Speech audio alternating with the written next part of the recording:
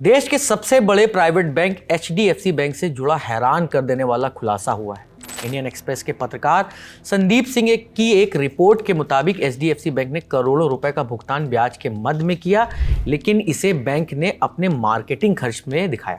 Report में बताया गया है कि बैंक की ऑडिट कमेटी ने मार्केटिंग खर्च के रूप में छिपाए गए इस पैसों के भुगतान की जांच के लिए इंटरनल विजिलेंस इन्वेस्टिगेशन का आदेश दिया था। ये भुगतान महाराष्ट्र की एक सरकारी कंपनी को किया गया। इंटरनल विजिलेंस इन्वेस्टिगेशन तब की जाती है जब किसी कंपनी या सरकारी या प्राइवेट संस्था के भीतर भ्रष्टाचार, धोखाधड़ी या किसी तरह के नियमों का उल्लंघन के बारे में पता लगाना होता है। अब बताते हैं कि ये मामला पूरा क्या है। इंडियन एक्सप्रेस में छवि खबर में बताया गया है कि 12 मार्च को ऑडिट कमेटी ऑफ बोर्ड ने वित्त वर्ष 2024 और वित्त वर्ष 2025 के दौरान महाराष्ट्र राज्य सड़क विकास निगम को किए गए कुल 45 करोड़ रुपए के भुगतान की इंटरनल विजिलेंस इन्वेस्टिगेशन का आदेश दिया था। इंडियन एक्सप्रेस ने इससे जुड़े रिकॉर्ड खंगाले तो पता चला कि ये भुगतान महाराष्ट्र राज्य सड़क विकास निगम को अतिरिक्त ब्याज के रूप में दिए जाने थे। यहाँ अतिरिक्त ब्याज का मतलब ये हुआ कि इस कंपनी को जमा राशि पर निर्धारित दर से ज़्यादा ब्याज का भुगतान किया गया है। इस पूरे मामले की शुरुआत साल 2021 में हुई थी। हुआ ये था कि एचडीएफसी बैंक ने एमएसआरडीसी के अधिकारियों से संपर्क किया और आग्रह किया कि कंपनी अपने बचत खाते में जमा पैसों को एचडीएफसी बैंक में जमा कराए।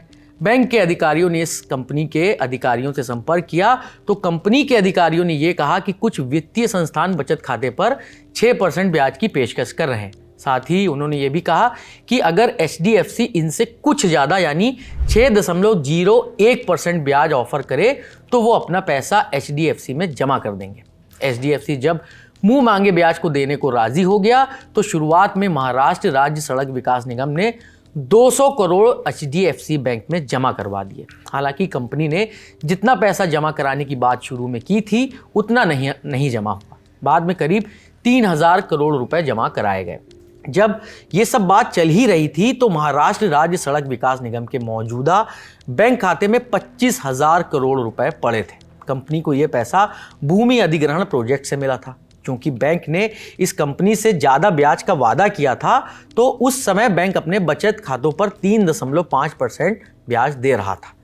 लेकिन क्योंकि बैंक ने महाराष्ट्र राज्य सड़क विकास निगम से वादा कर दिया था तो बैंक ने नियम बदलते हुए कुछ खास जमाकर्ताओं यानी जो ज़्यादा मोटा पैसा जमा करेंगे उनके लिए 4.5% ब्याज का नियम बनाया।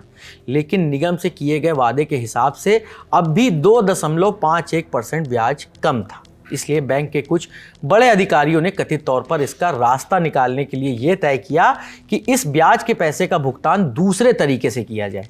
बैंक ने अपने मार्केटिंग डिपार्टमेंट के जरिए 4 स्थानीय विक्रेताओं के जरिए इस पैसे का भुगतान कराया, लेकिन ये पैसा कंपनी को भुगतान किए गए ब्याज के मद में ना दिखाकर सड़क सुरक्षा जागरूकता अभियान के योगदान के रूप में दिखाया गया।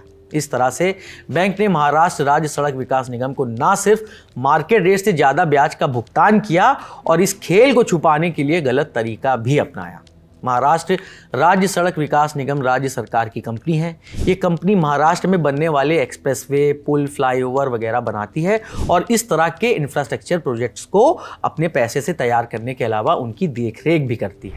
इंडियन एक्सप्रेस की रिपोर्ट में आगे ये भी बताया गया है कि 12 मार्च को एसीबी ने आंतरिक जांच का आदेश दिया था। उससे ठीक 6 दिन बाद यानी 18 मार्च को एचडीएफसी बैंक के चेयरमैन अतानु चक्रवर्ती ने अचानक से अपनी कुर्सी छोड़ दी। उन्होंने अपने इस्तीफे में लिखा था कि बैंक में पिछले 2 सालों से कुछ चीज़ें ऐसी हुई हैं जो उनके व्यक्तिगत मूल्यों और नैतिकता से मेल खाती नहीं है। उनके इस फैसले के बाद कई लोगों ने हैरानी भी जताई थी।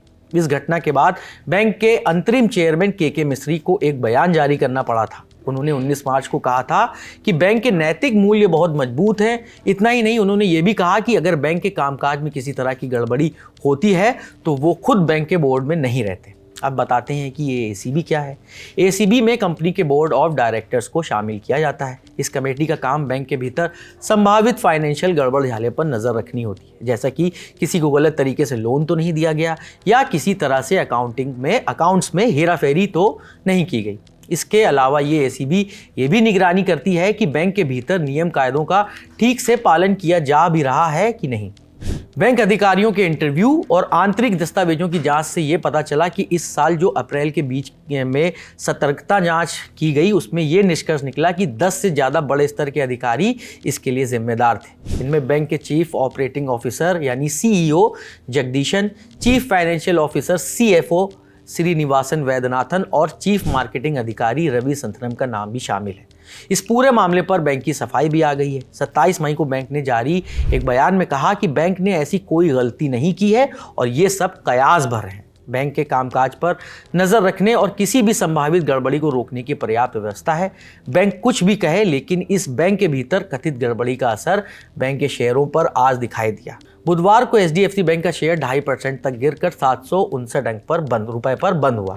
फिलहाल इस खबर में इतना ही। इस मामले से जुड़े सभी अपडेट्स हम आप तक यूं ही पहुंचाते रहेंगे। इस खबर की स्क्रिप्टिंग की है साथी प्रदीप ने। मेरा नाम है नीरज और आप देखते रहिए दी लल्लन टॉप।